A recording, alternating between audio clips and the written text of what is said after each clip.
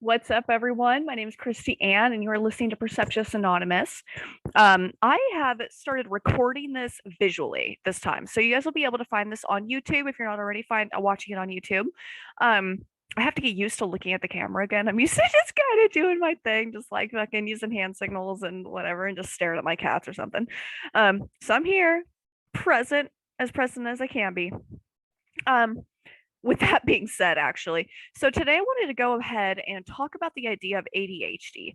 In my last episode last year, what I did was last week, what I did was focus on borderline personality disorder. And like I said, that I have, if there's anything I have a specialty in, it's in freaking borderline personality disorder. Like that was something that I have done so much research on for my whole life. Um, and so I feel like I have a pretty strong sense of authority on it. However, ADHD is not something that I really knew anything about up until very recently.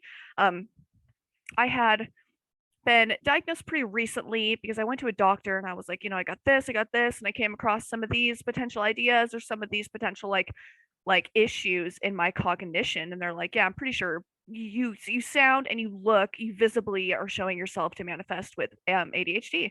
Some of my tapping mannerisms, some of my speech, not a pressured speech necessarily, but like the quickness of my speech. And then a lot of the areas and a lot of the ways that my brain I just spend so much energy, so much more energy trying to get the same amount of information out as like regular people do, but it's just like twice as much energy. It takes me sometimes twice as long to do things. I have to narrow down my thought process to such an extent that's probably other people probably don't have to. Other people probably just have like a quicker way of narrowing down how things work. And for me, I'm just like, well, what about this scenario? What about this scenario?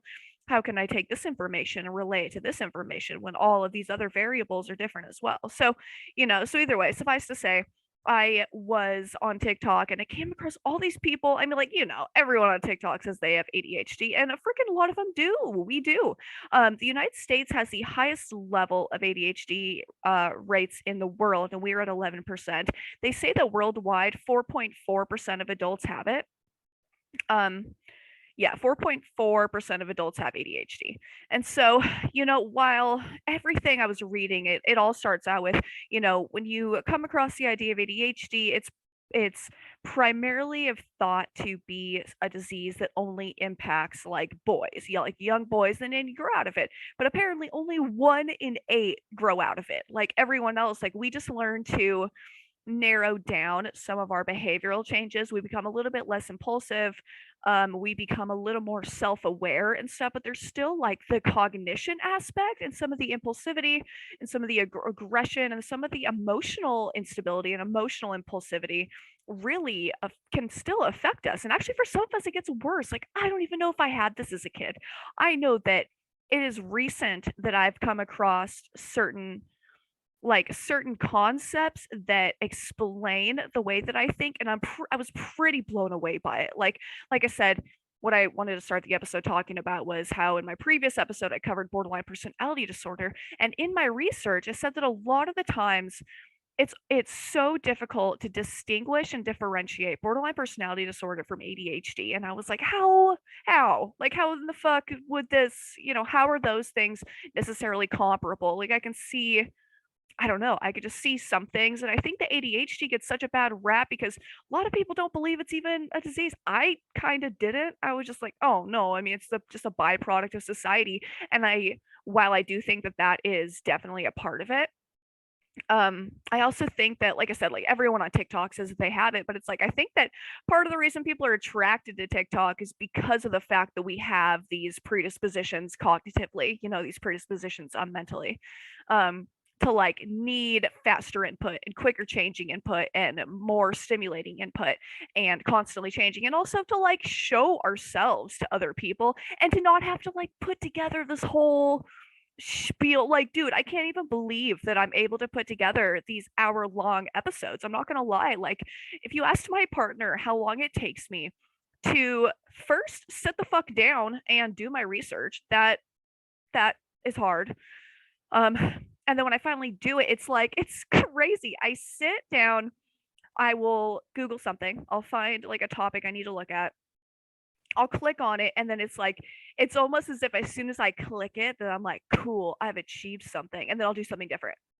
And then I'll like check my Facebook or I'll like check another website. So it's like, and then I'll go back and I'll read like 3 sentences, maybe a paragraph, and then I'll be like, right on, cool, we did something again. And then I'll do something else. And I'm like, dude, you're like not even like, yeah, you're kind of accomplishing stuff, but at the same time, it's like I just found it so bizarre that I did it and I didn't I was just kind of like unaware of it to some extent until I was like, wow, dude, we don't even look at the same we can't even read an article explicitly and in one sitting for I mean, it takes a long time. And so like all of these episodes, my partner's like, dude, he's like, why can't just go do it? Just go record, do your thing. And I'm like, yeah, however, I still need to do research. Like I spent all day yesterday basically on the couch, like unable to get my research done. And I'm like, dude, I was gonna do this episode on something totally different. Like I was gonna do this on the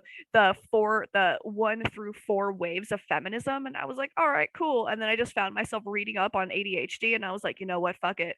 If I'm gonna do anything, it's got to be something that I'm interested in. And I found that because of the issue with dopamine in people that struggle with ADHD or the certain cognitive traits of ADHD, that is something that's extremely important. Is being able to like or is the almost inability to force yourself to do shit that you don't care about or force yourself to do stuff that's totally like uninteresting to you. And it sounds shitty. It sounds like a behavioral thing. It sounds like a behavioral issue. However, it's like even if you want to do something, it still takes like you guys, I love doing these episodes and they take me so long. Like I'm sitting on my couch and I feel like all I did yesterday was like sit on my couch and eat and like make food and stuff. And I was just trying so hard, like the whole time my brain's yelling, like, you're supposed to be researching, you're supposed to be researching. And I just couldn't do it until it hit like 10 p.m., 11 p.m. And I was like, all right, it's about time. It's about time. So either way, whatever. So I want to talk about ADHD today, or this idea, I think neurodivergence. I want to call ADHD neurodivergence, and in a way it is, or it totally is actually. However, I would like to clarify also that the term neurodivergence is often relative to autism spectrum disorder as well. So not necessarily talking about autism. That is a whole other thing that I would have to like definitely research, or I'd have to get someone on that understood more or that experiences it to be able to give like a really like succinct idea of it.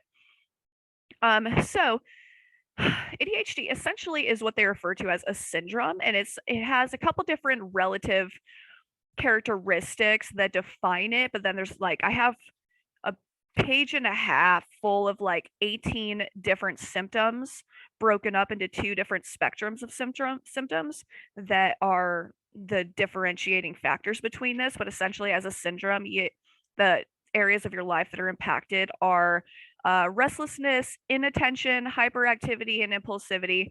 And then these are broken down into the inattentive type and the impulsive hyperactive type.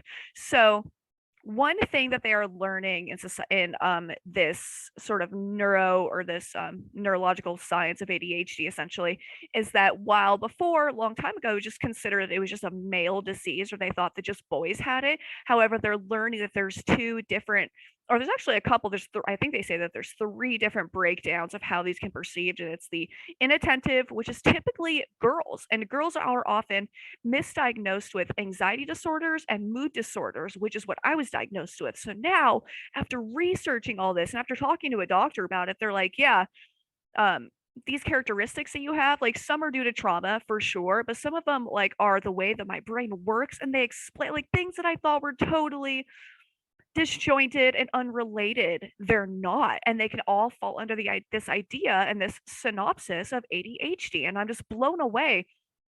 Part of me is kind of embarrassed to say it, like because there's still this stigma even under in my own mentality.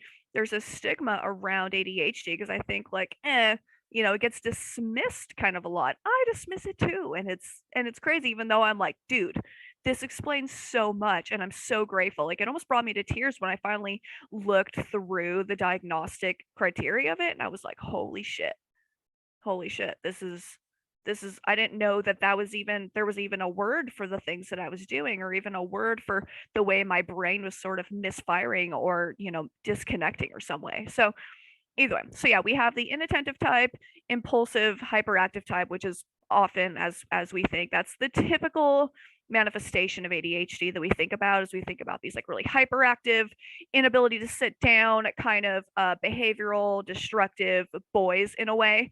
And girls can show it off too, but I think that there's this large argument in the scientific community around this idea of ADHD and whether the reason that girls manifest with ADHD in such a different way, that it seems to be internalized as opposed to externalized, like with the males, that they're asking whether it is actually like a cognitive, physiological difference, or whether it is a societal difference. And I'd say it's both for sure. But I think that societally, like girls, we're taught very early on. I've talked about this in many of my other episodes about the good girl myth or so, and that we're expected to sort of internalize a lot of things. We internalize these ideas of patriarchy and these ideas of our necessity to be the good girl. And so we turn in all of our aggression. We're not allowed to show off aggression.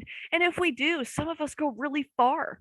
When I turned 12, I this is how I mean, I don't have a lot of memories of my childhood. And so when I went to the doctor, I couldn't really relay to them a lot of how like I behaved as a child. I just knew that I had like, according to my family, I had emotional issues, which, fucking still do, I guess, or this emotional sort of instability or emotional reactivity. And so as I got older, they determined that I have borderline personality disorder. However, it doesn't portray in all the areas of my life in the same way that someone with full BPD does. So they said, "Oh, I have traits with a not otherwise specified mood disorder."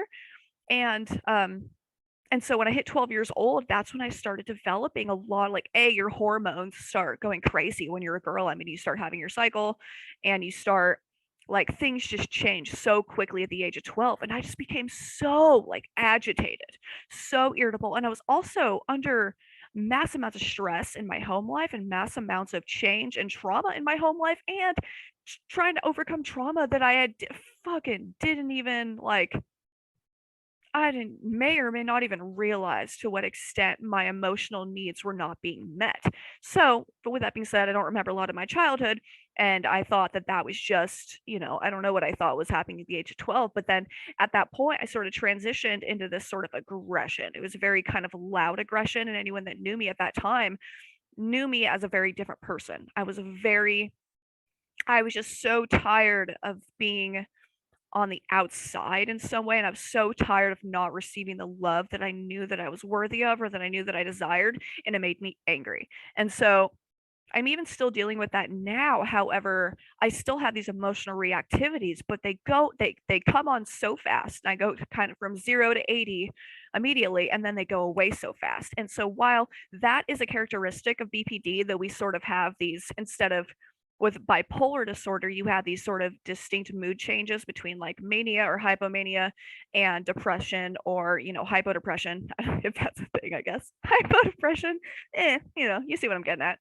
Um, these mood swings in a neurological disorder like like bipolar disorder, they stay and they come on for a certain amount of time. Either they're a couple days at a time, at least like 3 days at a time, up to 2 weeks at a time, and then they alternate. Whereas with borderline personality disorder, we have these mood swings throughout the course of the day, and they come on and then they switch off, and they are triggered because they're reactivity. It's a reactivity thing, and primarily it is due to these ideas of feeling abandoned.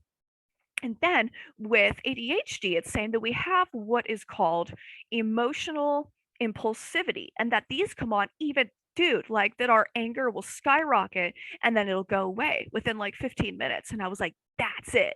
Like that is more so it. Like I'll be upset about some things, but even my partner gets a little, he's grown used to it now, and I've really grown to communicate my needs better, and I've really grown to be honest and upfront with what I'm feeling.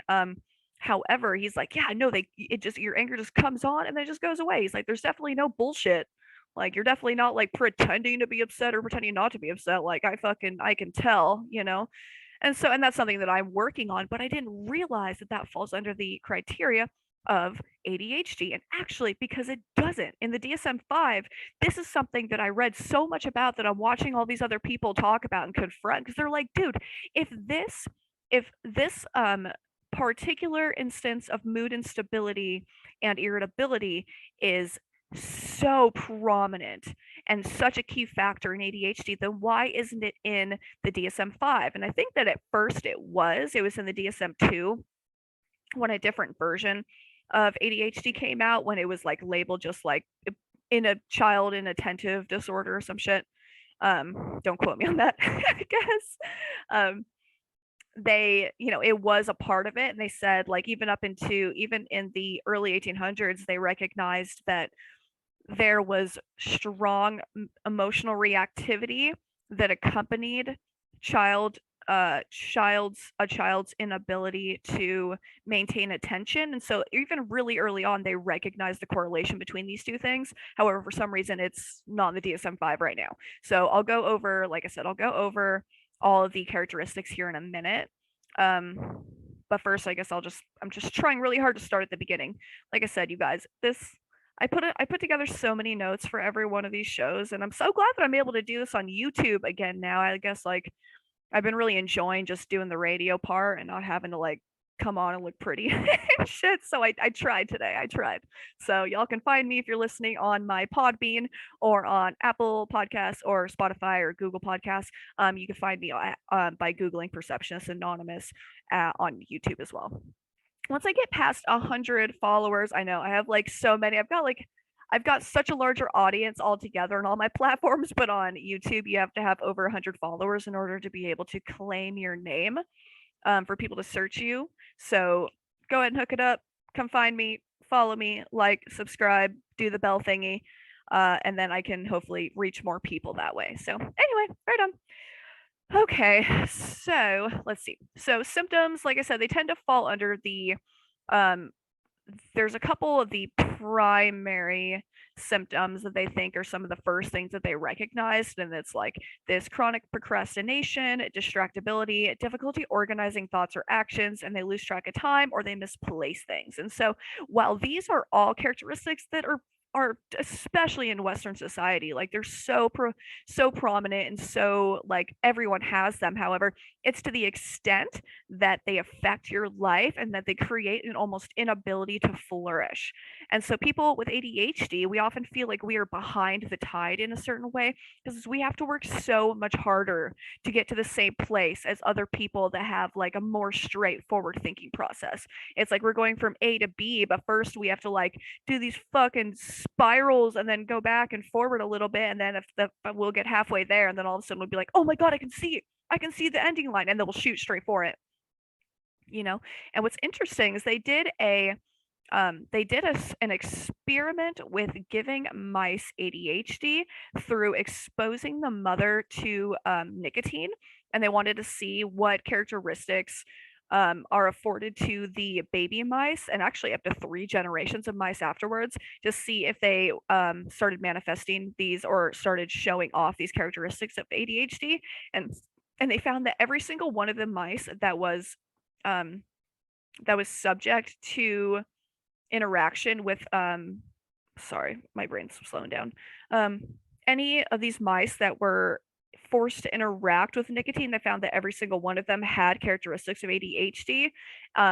However, they said that, like I said, they can trace these symptoms and this trace of nicotine down through 3 generations, and they are actually really concerned that that may be what's happening with the explosion of ADHD characteristics and diagnoses in the United States or in the world right now. They said that up until hopefully as less and less people smoke and less during the 50s, these doctors were telling women, or like maybe in the 40s, were telling women that while you were pregnant you should smoke because it'll help with your morning sickness, or it'll help with your irritability, or help with any of these things. And so for generations or for decades, these women were smoking while they were pregnant. And it's after that we start seeing this really big explosion of ADHD characteristics in people. I bring that up because while it seems kind of far-fetched to look at this series of researches, these series of studies on mice and then like correlate that to the human experience. However, what we all know is that they raise lab mice because they are so genetically similar to us. And I don't know all the genetic science behind it. I'm not going to fucking pretend to. But what they're saying is that they think that that might be a part of it. And in addition to these other environmental characteristics or environmental factors that are being put into our society, and into our food and into, just we don't even know necessarily what could cause all of these sort of short circuiting in the brain that looks like ADHD, but they're saying that it's happening a lot.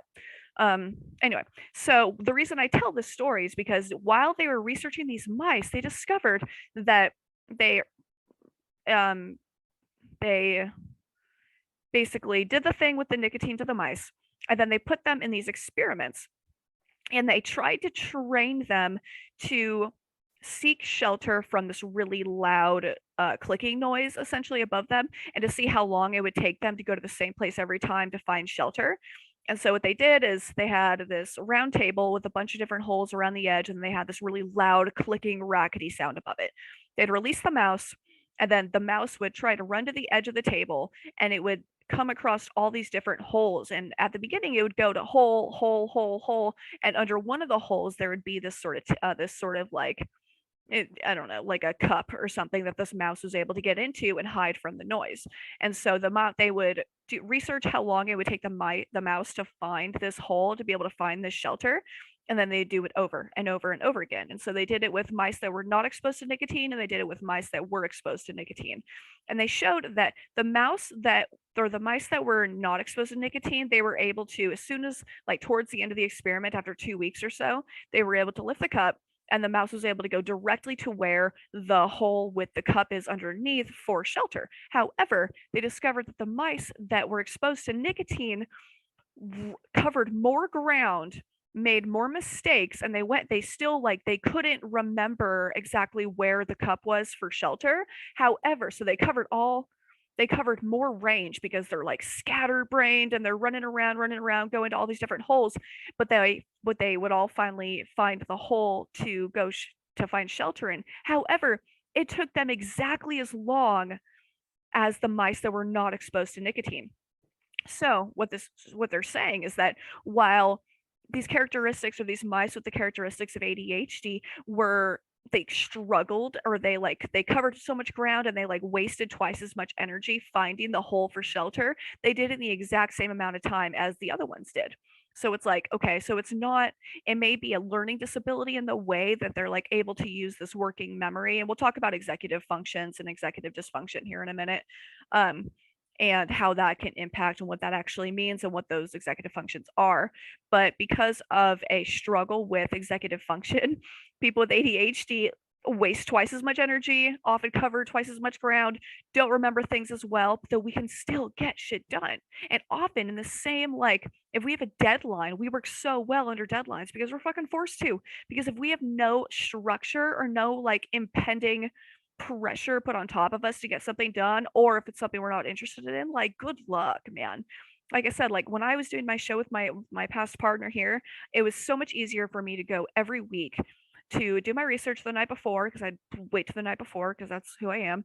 Um, and then I would wake up in the morning and we would record, and I just having someone that relied on me was so much easier, and it made it so much more like it made my discipline there, but now that I'm doing this on my own, I'm like, oh my god, it is so hard. It's so hard, and I'm like trying so hard to get these episodes out every week, because I love to, and I've been doing this, I mean, 2.5 years, and then I was doing radio for a year and a half before that, so I've been doing this for, for 4 years essentially.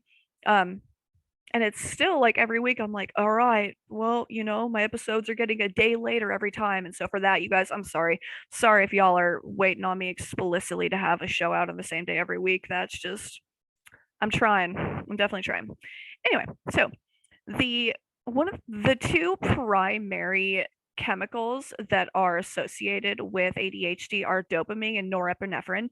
So when I went to the doctor recently, I haven't yet started this medication, but they had prescribed me Strattera, which is a serotonin, or it's an NRI. I don't know if it's an SNRI or not. So an NRI is a norepinephrine reuptake inhibitor. So as opposed to the serotonin, selective serotonin reuptake inhibitor, it generates norepinephrine in your brain. And when I was doing research on this last night, I'm like so excited to start this because it's going to help me focus my brain so much more. So while the first line of defense for ADHD is often stimulants because they actually trigger dopamine in the brain as well as norepinephrine. Dopamine is related to our like inspiration in a way. It's related to like our fear aspects. But it's primarily related to our pleasure aspect. And so that's why stimulants can't be given to everyone because some people have addictive properties to themselves or addictive characteristics or addictive, predispositions and stuff. So, and also it would be more likely to be prescribed for someone that shows up with a hyperactive impulsivity ADHD as opposed to an inattentive, which is what I have. Like when I go through these characteristics, I have almost every one of the symptoms for inattentive ADHD, and I was like, I didn't even know that these could be considered all together. Like I just thought I was like not disciplined or disorganized or, or that I just didn't pay attention. And it's like fucking to an extent that is true, but um it made me feel so much better that I just to learn to be more compassionate to myself because it's like, dude, I'm fighting a battle in my brain every day to get anything done. Like to make myself food every day. Like if my partner's not here, it's so much harder for me. Um anyway, so norepinephrine is the same thing as what's called noradrenaline. So adrenaline is the component in the neurotransmitter in the body that tells our body to like go, go, go, go, you're in danger, or I like to think it kind of as inspiration or it's like total motivation. But noradrenaline, norepinephrine is actually the adrenaline for the brain. So it makes our brain go. So it makes our brain work at the highest capacity that it can. And it makes all of our other neurotransmitters and chemicals more readily available. So it makes everything in our brain run smoother. And then with this in combination with cognitive behavioral therapy, that is what can treat inattentive ADHD. And I am like so excited. I have my first counseling session tomorrow for it. And I receive my medication sometime this week. So I'm like right on, dude. I cannot wait. I find that it's going to have such a benefit for this show. I'm going to be so much more consistent. I'm going to be so much more organized. And I really hope that this helps you guys as well. So anyway, so norepinephrine is the adrenaline for the brain that is like sort of I read this article called it the unsexy wonder twin of dopamine. And then dopamine is what sends signals for pleasure and danger. Um, and it helps run executive functions. And so the issue with executive functions in people with ADHD is because with this lack of adrenaline, it doesn't allow our brain to run and process and memorize things as well. So we have this sort of like struggle to use what's called working memory. And there's a couple other characteristics of executive function that I'll go over here in a minute. Essentially, executive functions are being able to start and stay on task, regulating emotion, able to use working memory, shortage of neurotransmitters take away from the ability to run these tasks at the same time. So I'm going to open up this article right now, and all of the stuff that I quote here today, I'll go ahead and post in my sources in the show notes exactly. All right, where are you? Okay, cool. So executive function and the ADHD brain. So this is broken down, and this is from an article from Attitude, ADDITUDD. This is inside the ADHD mind. And so this website's really incredible, and a lot of information I got was from this place. And it says that essentially the executive functions are broken down into 4 circuits: the what circuit, the when circuit, the why circuit, and the who circuit. And so I'll go ahead and read their descriptions of this so that we have an idea of what these executive functions are and how they relate to ADHD. The what circuit. So this goes from the frontal lobe, especially the outer surface, back into an area of the brain called the basal ganglia, particularly a structure called the striatum. Striatum?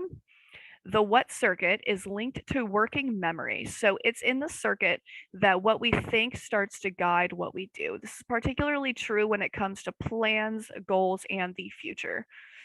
Um, all right, cool. So working memory, that's really important. So our ability to be able to focus long enough to obtain a goal. And that's why people with ADHD feel like we're so much further behind, is because we can have these goals if we're even able to recognize what our goals are. I know that for a lot of us, it's sort of like this, it's kind of like a mystery. Like I have like an emotional idea of where I want to be or what I want to do. But setting goals, creating goals, and figuring out how to achieve those goals is very difficult for me. Um, so the next circuit is the when circuit. The second circuit goes from the same prefrontal area back into a very ancient part of the brain called the cerebellum at the very back most of your head. The when circuit is the timing circuit of the brain, and it coordinates not just how smooth behavior will be and the sequence of behavior, but also the timeliness of your actions and when you do certain things, and improper or when you do certain things, period. An improperly functioning one circuit in a person with ADHD explains why we often have problem with time management. And so for my experience of this, I actually have really good time management in theory. However, it's getting myself to start doing something. Like I can be I can be really, really good at figuring out and estimating how long it'll take me to get from one place to another, and then I can figure out all the different steps in there.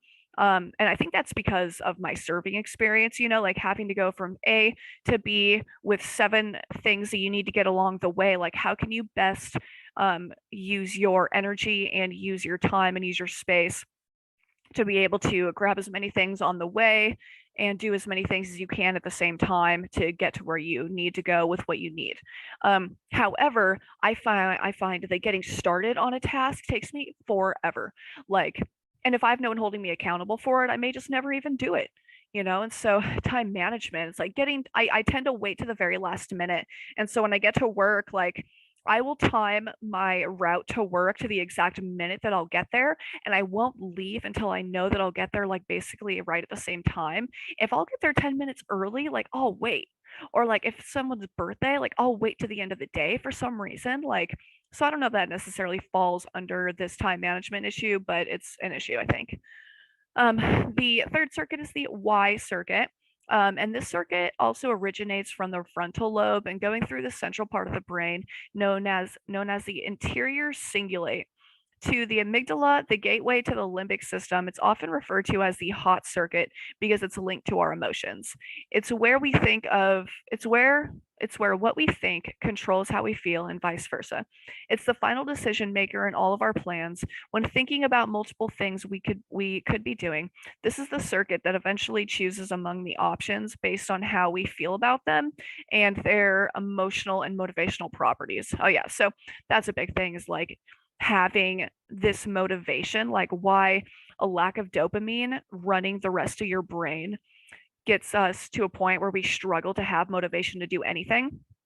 And often we'll be so hyper aware and self-aware of the fact that there are things that we're supposed to be doing, and we just can't make ourselves do them. And that's for a combination of things. And it's like all day yesterday, I'm telling you, I knew I tried. I had all my good intentions and all of my books and all of my computer and my notes and everything right in front of me, and I couldn't make myself sit down and do it. I don't know what it was, and it was like because I was avoiding that, I was doing all these other projects. Um, and I found that it's really kind of unfortunate because I waste so much time in that way, is because instead of just doing something, like I waste so much time. One thing that I had read a couple years ago that I found very helpful is like if you have a something that needs to get done, if you're able to do it in under a minute or 3 minutes, do it immediately. Do it as soon as you think about it. And that's been really helpful for me. So as soon as I think about doing something, I have to just go and do it. Like I woke up this morning and I was like, I need to call my bank. Then actually my bank called me immediately as soon as I woke up. So that was that. But I also set an alarm for myself. I like tried to do all these things. I set a note for myself because I was like, bitch, call your bank. Like we have to do that. So that's an issue. So the next circuit is the who circuit, the who circuit. This final circuit goes from the frontal lobe to the very back of the hemisphere. It's where self awareness takes place, and it's where we're aware of what we do, how we feel, both internally and externally, and what's happening to us. So, That's really interesting. I wonder if that plays a part in my inability to sort of recognize how I feel about certain things, or to recognize, like, it's taken me a long time for me to get to the point where I recognize and I'm able to voice when I'm upset about something. Because often I would just, I mean, that's part of the trauma too, I think, or this people pleasing predisposition I have is my desire to just, I just has focused on other people's emotions and I haven't focused on developing mine, or making sure that my needs get met. I don't know if that necessarily plays a part in it. However, it genuinely is like a disconnect, um, in recognizing how, like, what my emotions are at the time. And also what I find I really struggle with is if I have something to say and I'm stressed out, my brain will disconnect and sort of dissociate from it. And I'll be it's happened when I've been on stage trying to do stand-up comedy. It happened at a counseling meeting the other day. It happens when I interview people on here sometimes. So like it can happen at like levels where I should be super present, and all of a sudden it's like my brain will go completely blank. And it'll happen if I'm trying to remember something that someone said when I was upset, um, or remembering like what it is that I'm upset about. I have this real like sort of disconnect there. And so that's interesting. I don't know about you, but I think it's interesting. All right, cool. So I talked about those few of my notes. I guess there is this place called the Sick Kids Hospital that I found really interesting. Um, and it is, I mean, I don't really like the name of that hospital. I think that that's, they better have a good explanation as to why they named it that, but you guys can look it up and see some of the stuff that they've been working on. And they developed this video game to help treat children with ADHD, and it sort of, in addition to using like medication to help reevaluate and reinstigate dopamine in the brain and norepinephrine in the brain of these children, they also use it to train them through cognitive behavioral therapy and giving them the skills through this video game to be able to problem solve to a more high level, essentially. So like being able to streamline their thought process so that they're able to take what they've learned how to do in this video game into their real life. And I don't know too much more about it. I don't know in what exact ways they do it or how it works necessarily. But it's really interesting to me. So while they were researching how to do this, they came across this thing called response inhibition. And this is how quickly you're able to stop what you're doing based on new information giving to you from your environment. They say that people with ADHD brains often respond 150 milliseconds longer to respond to a prompt. This is almost the exact same thing as when someone speaks to you and you think louder than people talk. You know what I mean? And I didn't realize this in until much older in my father. I just thought my father didn't give a shit. I just thought that when I talked to him, because he would literally not look at you, not respond, and I just kind of thought he was being a dick. And then I realized as I got older and as he got older, he started responding more, and I realized that he has a delayed response time, and I was like, oh my god, that's exactly what it is. And I didn't even realize that I do it, except for when people talk to me, I don't hear, like, I just hear the very last couple words of what they're saying to me, and I have to say what, and it's like I'm so annoyed because I have to say it almost every single time. But it's like if you need to tell me something important, or if you need to give me directions, or if you need me to do something, I cannot have you auditorily explain that to me, verbally explain that to me. Like, I do not take information in auditorily. If you tell me, I can remember like the first part of it, but then I'll immediately forget the rest. Like, also, if you tell me your name, like, I forget immediately. And I was so hard on myself because I'm like, dude, you don't pay attention. But it's like I don't know how to pay attention. I'm sorry. I have to like consciously choose to pause and pay attention, because I will, like, during movies or during people talking to me, especially, like, I just think louder than other people speak.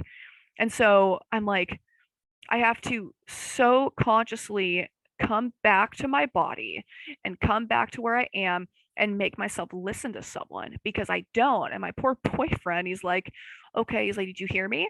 And I'll repeat it. And he's like, okay, all right, let me go back over this, because I think you're guessing as to what you think that I said. And that's not cool. So with these four circuits of ADHD, that kind of explains some of the executive functions. So when you go on or if you look up anything, or if you come across people that are pretty self-aware with their ADHD, they recognize that a lot of the issue is what's called executive dysfunction. It's like an inability to like actually accomplish these things or to like make a connection through certain things. Um, because our brains don't work as well. They work like so fast and not fast enough at the same time. Like our brains are so preoccupied, and that's something that as we get older, I think that we start showing less characteristics of the impulsive hyperactive spectrum of it, because we slowly but surely develop um techniques to sort of train ourselves. Like I didn't realize that this was a characteristic of it, but these couple things about myself: I write in cursive, and I would always make jokes. I'm like, well, I write in cursive because I can write faster. If I can write as fast as I can, then I won't lose interest in what I'm talking about. And also, I'm like the same thing with my speaking. I was like, I speak fast so that I don't lose interest in what I'm speaking about. Um, and it's like, and I would just make jokes about it, but I was like, dude, it's true. Like, and that's a thing that can trigger irritability in us as well with other people, is if we feel like people are doing things too slowly, like walking too slowly, that driving too slowly, that's really hard. I've gotten over the driving part a little bit because I'm a list of people are turning and they're turning hella slow, and I'm like, oh my god, that'll really trigger me. But I've grown to be better at that. I've really kind of got a stronger hold on my anger in that way, my irritability in that way. It kind of shows up in different areas, but you know, for that wise, I've learned to get around it. But my brain just works so fast, and I feel bad because I talk really fast and I talk over people, and that's something that once again I didn't realize was a characteristic until I'm taking this test, and it's like, do you finish people's sentences? I'm like, fuck, yeah. Like, do you tend to talk over people? I was like, my boyfriend tells me I do all the time. And I was like, God, I'm so sorry. Like, I feel like I already know where the conversation's going, so I just keep it going, and I'm like, I can feel myself do it. I didn't used to do it when I was younger because I was really hyper aware of it, and I was really anxious and really like kind of meek and people pleasing. And now it kind of just happens, and I notice when it happens, and I'm like, shit, I did it again. Oh my god, I did it again. Oh my god, like why can't you just listen to this person and not talk over them? And you know, it's not, I mean, I wouldn't say it's that bad, but it's definitely something that even my partner's noticed. And if I've done it to you and you're a friend of mine that's listening to this, I apologize. Anyway, okay. So executive function is judged by the strength of these seven skills. So I'm going to go ahead and read these as well. And it says number one is self-awareness. Simply put, this is self-directed attention. I forgot I was recording this visually. Sorry, I'm just like touching my hair and shit. Number two, inhibition, also known as self-restraint. Three, nonverbal working memory. Oh God, nonverbal. I didn't realize it said nonverbal. That's really hard. Working memory, the ability to hold things in your mind, essentially visual imagery and how well you can picture things mentally. I can picture stories and things that people tell me. I'm very visual in that way. However, if you give me directions, it takes me I have so much to narrow down in my brain. My brain just does not work really succinctly in that way. I just think of too many details, and I have trouble narrowing down all the details. I didn't realize that like that other people don't do that, you know, like that it's a thing, that it's something that I've been battling, and that no wonder I'm so tired all the times because my brain's working so hard all the time to counteract all this fucking inability, or this lack of productivity, I guess. So number four, verbal working memory, and this is self-speech or internal speech. Most people think of this as their inner monologue. So I don't understand why that would be a, like if you have a dysfunction in your inner working monologue. I don't know. I did see something interesting on Connor D. Wolf's TikTok, and he's like, you know, you're telling me, he's talking to himself. He's like, you're telling me that you think in pictures. He's like, you're telling me that you think in words. And the guy behind him's like, I think in both of those things. I think three-dimensionally, and that's why I'm dyslexic. Everyone's like, what? And I found that really interesting, the correlation between these things as well. I feel bad for my partner because I know he's dyslexic, and I like sent that to him, and I was like, baby, you're brilliant. You're brilliant. Oh my God. I had no idea. Like, what a complex way to realize and work through life, you know? Poor thing. So anyway, number 5, emotional self-regulation. So this is one of the primary characteristics that gets this mistaken for borderline personality disorder, is because the inability to self-soothe, or the struggle to self-soothe, and the struggle with self-regulating your emotions is a direct symptom of BPD as well. And so emotional self-regulation, the ability to take the previous 4 executive functions and use them to manipulate your own emotional state.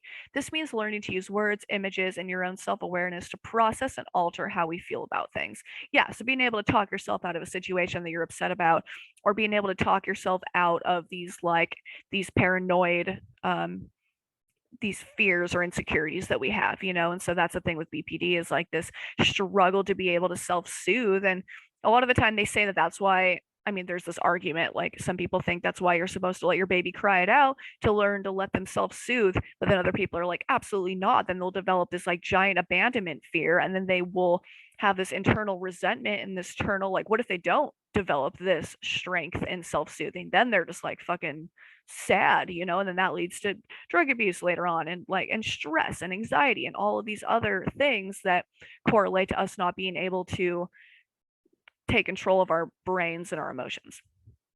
Number 6, self-motivation, how well you can motivate yourself to complete a task when there's no immediate external consequence. Yeah, it's a bummer. It's hard.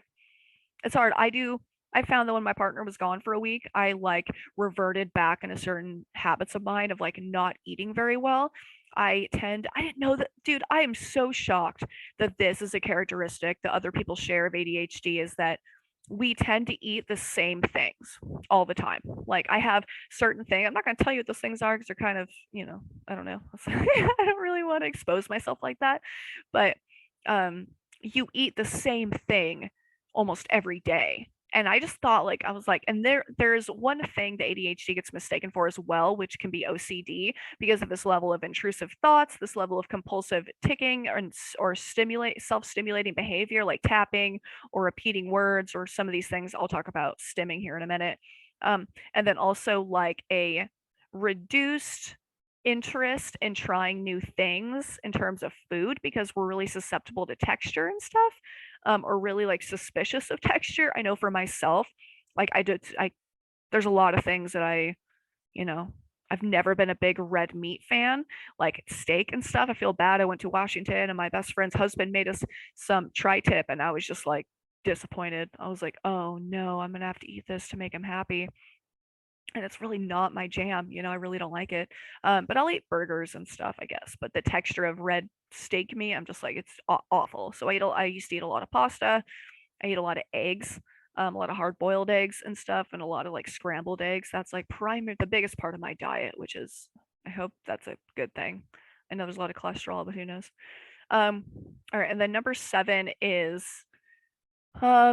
planning and problem solving. So experts sometimes like to think of this as self-play, or how we play with information in our minds to come up with new ways of doing things. Sorry, I can't, my contacts hurt.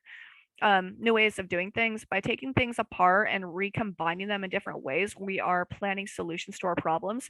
So that can be sort of the same thing I interpret as taking your experience with one thing and being able to translate how that worked out, what you did and what happened, to another situation moving forward. But that can also be like, I've realized that I'm really not necessarily creative, like artistically, especially like trying to come up with a logo for the podcast. And I'm like, damn, dude, this is way harder. Like, I have an eye, I can tell when something's off, but I don't know how to create it to make it really good.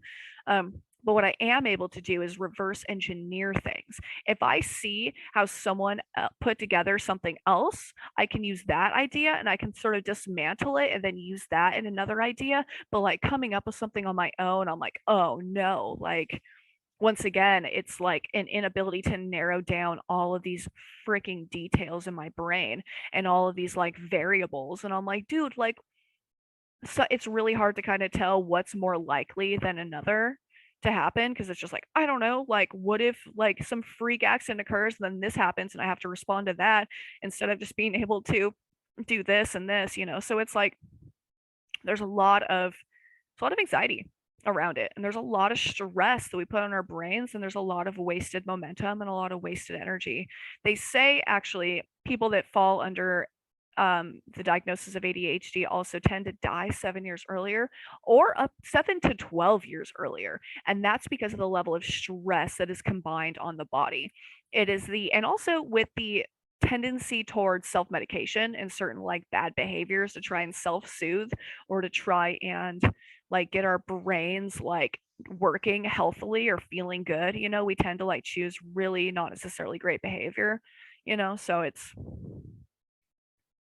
it's a thing, man. We're hella smart, but it's like, fuck, that's kind of wasted smart in some ways, unless we're really able to fine tune it or find something really creative that we're able to use our really intuitive skills with, because we're extremely intuitive, because we see how things work on all these different levels that other people don't necessarily, but it can be hard for us to implement them, I think. Um, all right, so I read the 7 executive functions that you guys can find on Attitude, the Attitude website that I'll post. My next thing to talk about is stimming, which is like this self-stimulating behavior, which I didn't know. Like, this is how one of the characteristics of this can show up as a level of like hyperactivity, or is this like need to move around or need to do things, or like this tapping and these little characteristics that show that we're restless. But there's also, we can have repeating self-stimulating behaviors that are in our brain as well. And that can show up like repeating sentences, repeating sounds, repeating music. Like every morning I wake up to a new song in my head and it's stuck in my head all day. And it's like as soon as I wake up, it's like so random, so random. And it's stuck in my head all day. And it's like this, it's a stimulation thing. And also I have one of these spinny rings that I got from my sister. I click pens a lot. I tap my fingers. And when I was doing research last night, like I don't realize I even do them anymore, but we do. We do all these things. And so stimming falls under a like subcategory or sub symptom of ADHD, but it also can fall under the symptom of autism spectrum disorder that people tend to like. That's where you see a lot of the rocking that people do when they're kids. And I know my sister used to do that, and we had to send her through a lot of tests. And I think that if you have a parent or a first degree relative with ADHD, then you are like 10 times more likely to have it as well, because there's a genetic component. My father, like I said, really, we didn't even know, and I really just feel for him because he didn't know that's what it was for a long time, and he self-medicated for it, and he's had to work through it, and we judged him so hard because we thought he didn't give a shit. But in reality, he's just like, his brain's running a million miles an hour, and he's just doing his best to like mask and be a normal human like the rest of us. That's one thing I realized really early on, is how self-aware I was of other people's emotions and other people's behaviors, so that I could kind of put together what's common and normal, more or less. I was able to like watch people enough and be like, oh, okay, all right, so this is what people do in this situation. This is how these emotions work. This is how this reaction is. And that's a trip. That's heavy. That's a lot to carry with you every day, is this like these set of skills that help you blend into the rest of fucking society. That's crazy. All right, so stimming is a repeating certain behaviors or sounds or conversations, and this could be mistaken for obsessive compulsive disorder. That's what I was building up to, is OCD, because there is this level of like repetition, and it can be compulsive. For some people, this compulsion, if it falls under the other characteristics of OCD, it's because they are trying to keep an anxiety away. However, I've discovered that, at least I think that with ADHD, it's sort of just this background noise, and like something that I do all the time that has helped me get more things done is if I have music going in the back of my head. Like when I go grocery shopping, I have music, I have headphones in, and I just feel so much more comfortable. Like there was 2 weeks where I got a new phone and I didn't have headphones to correlate to it, and it was horrible going to the grocery store. I was like so anxious and so self-aware and self-conscious, and then as soon as I got them, I was like right on, dude. As soon as I walked in, I just felt so much better, and I was able to focus and kind of like take my time and alleviate some of that stress. So this stimming, this self-stimulating behavior can really help you get more things done. A lot of people doodle when they're in a class or something, and they say chewing gum helps you stimulate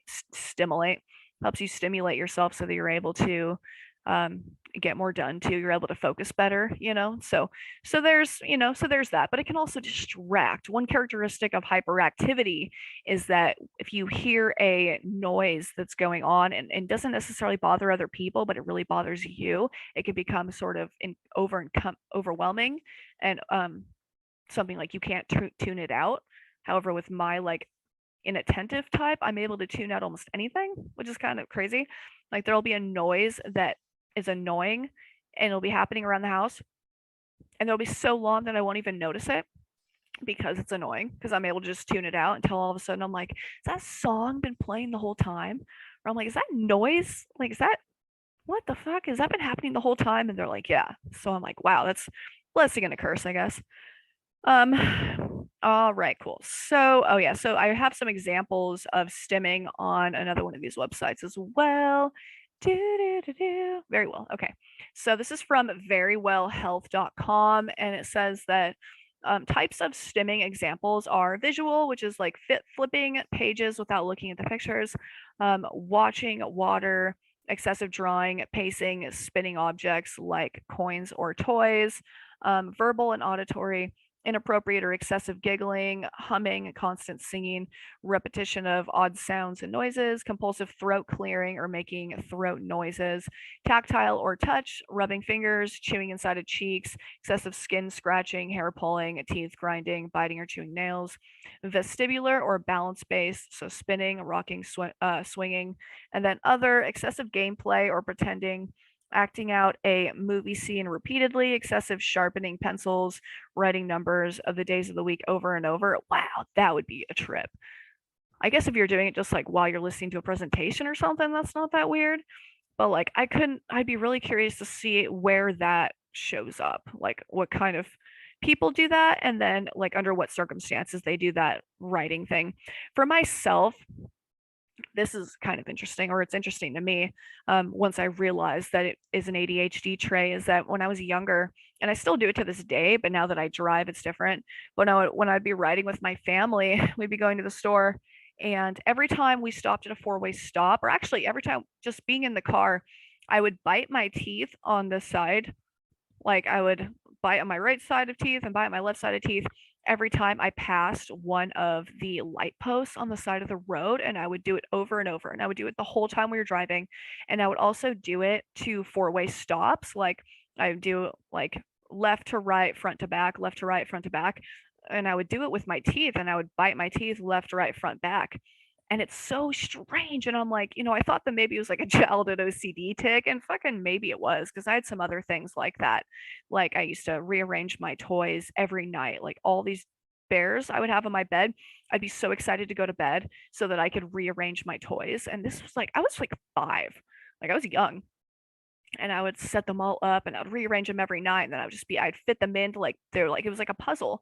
And I love to do it. So those are kind of some personal exhibitions of how this can show up, and sort of just some weird things. And like when I'm at work, I snap my fingers a lot. I snap my fingers a lot now. And like I use a lot of hand motions, or anyone that knows me knows I do this. All right. So we talked a little bit earlier about emotional or deficient emotional self-regulation. And so while we said this doesn't fall under the characteristics of ADHD in the DSM-5, this is a primary characteristic of it. And I have some ideas on this, or I have some information. This is also called emotional impulsiveness. The frontal limbic system circuit, which is a quarter of the executive function networks associated with emotional discomfort, motivation deficits, hyperactivity, impulsivity, and aggressive tendencies, are associated with ADHD. And this is referred to as the Y circuit, which we had talked about a little bit earlier. Maybe you guys can go back and re-listen to that part if you are interested. Okay, so now I think the only thing that I've left to talk about is the actual symptoms of ADHD. So there are 9 primary symptoms for inattentive ADHD, and you have to have 6 of them for 6 months or more, and they have to actually create an impact on your life. They have to actually, like, in some way withhold you from flourishing or withhold you from really doing your best. So number 1 is fails to pay attention to detail, and they make careless mistakes. Number 2, difficulty holding attention in tasks or hobbies. 3, doesn't seem to listen when spoken to. So this, like I said, I thought that this was what my father was doing my whole life until I realized that I do it too. And what it is when people speak to you, if you're not ready or you're not already paying attention, then it takes you 150 milliseconds, likely. I mean, from that reaction inhibition that we heard about a minute ago. It takes us about 150 milliseconds for us to be able to shift what we're thinking about and then pay attention to what's being presented to us, whatever stimuli or thing or factor is coming towards us and needs our attention. Like, so oftentimes we'll just catch the very end of what people are talking about. And it's like, then you have to ask them what, and then they say it again. And then sometimes we still can't pay attention. Like, I'm still like, I can tell that I can't hear them. Like, I can't hear them. I'm thinking about something, or I'm listening to something, or I'm looking at something, and people are talking to me, and it's like, I have to consciously like do take everything in me to focus on what they're talking to me, and like I have to tune back into my ears because like I can't even hear it. I literally don't even hear it. um and so I have to refocus it. So while that's like a better explanation of why this shows up like this inability to pay attention to someone is because like I don't know, dude, like we can't hear you, our ears don't work the same way, you know. um so number 4, doesn't follow through with instructions and or fails to finish projects. I noticed that this is one characteristic that's gotten worse as I've gotten older. That I used to be so good at math, and I used to be so good at certain things, and like even now, like I'll have a job and I'll be given like three things to do, and I don't know. Like I can't remember them at all. Like I forget almost immediately and I have to keep going back. So I can do like one thing at a time and then I have to go back, or I have to write it down, and then that's helpful. But I can't take information, or I can't take instruction verbally. It just doesn't stick, you know? Um all right. So number 5, difficulty imagining or difficulty managing or organizing activities. And this falls into the idea of bad time management as well. So with my podcast, I have had to develop a system of writing that helps me put my notes together, and I'll have like an asterisk if it's additional information. I'll have lines that separate different topics, and I've learned that I have to try and put them in order, which means only researching one thing at a time, or else I'll get lost and I'll be like, well, I was over here on this page, and now I got to go back to this page. And, oh, fuck, I read that twice. That's stupid, you know? Um, so that's important. Um, so difficulty managing or organizing activities. Yeah, that's one of the reasons that I've struggled to really take this podcast as far as I can, or any of my other projects. It's because I don't exactly know how. I don't know how to organize myself or put together the steps to be able to grow as much as I would like to. And it can be really frustrating because we don't, we're trying so hard, but it's like, damn, man. Let me get back to my Zoom. Hi guys, back. And I've been looking right at you, but I haven't had the screen pulled up. Um, okay, so 6, struggles with activities that require sustained mental effort and will actually avoid them. This is part of the reason, at least for me, I've avoided cooking a lot if it's just for myself. Because I'm like, dude, I'll just eat the same thing every day and it'll be a fast thing because I know that I like it. I know what to look forward to. I know how long it takes, all those things. So if it's something like creating like a meal, like I'm not going to do that for myself necessarily, or even putting together like 6 weeks, like a 6-week program or anything, like even a class. Like, dude, I had to work really closely with my counselor in college so that I was able to take repeated breaks every couple months, or else I couldn't finish college. So it took me quite a bit longer. It took me quite a bit longer to graduate, but I was able to graduate because I was able to take these breaks and be able to like get back on track. So number 7, often loses things required for tasks, and often important things needed for a project that we forget. This is a big deal. Like I used to do this all the time. Like I would have one thing to bring to someone. I wouldn't bring it. I would go. I would go and I'd meet that person. I'd be like, oh my God, I was supposed to bring you your shirt back. That's like the whole reason I came here or something, or like going to the store and picking something up. Like I make a lot of lists to myself now on my phone. That's really important to me and that's really helpful. Um, Number 8, easily distracted by stimuli, external or internal. That's what I found really interesting is internal stimuli, that if you have something that you're just thinking about or like some interesting idea, that it's like, that's what you're doing. Like, and you're distracted by everything else because I'm like in my head, like playing out scenarios or playing out conversations, and I'll be like I'll be like mouthing them, and I'd be like embarrassed. I'm like, yeah, I'm talking to myself. I know, I'm sorry. And then number 9, forgetful in daily activities. This is like paying bills. This is even eating, washing your hair. I don't know, any of these things that tend to, that if you start forgetting or you're distracted or anything and they don't get done, then this can really inhibit your ability to succeed as a person. Because if you can't get some of your daily health tasks done, then it's like, man, that's really hard, and then just makes you feel worse about yourself, and then there's this stronger pressure that you're like, well, not only can I not remember to, but I go home to, and I don't even have the energy to do it. So it's rough. Like, it's really rough. So those are the 9 characteristics of inattentive ADHD. And then for the hyperactivity impulsivity symptoms, you have to have 5 for 6 months, and once again, they have to be creating an inhibition in your life. They have to create like a trouble in your life. Number 1, you fidget. So this is like that stimulation, tapping, doing all these things, like, stuff like that. Number 2, leaving your seat when you're expected to sit down. So like being at court or being at a class or anything, and like you like some I'm so glad that I don't do that because I have too much self-consciousness for that. But some people can't help it and they just like have to get up and leave. My little niece is like that, and it's really hard. Number 3, run or move around because of restlessness. So I often find that I do this around my house, but I'll like just get up and I'll just go to different parts of the house, or like find a reason to go to the different part of the house just so I can do it. Or like I'm on my phone a lot.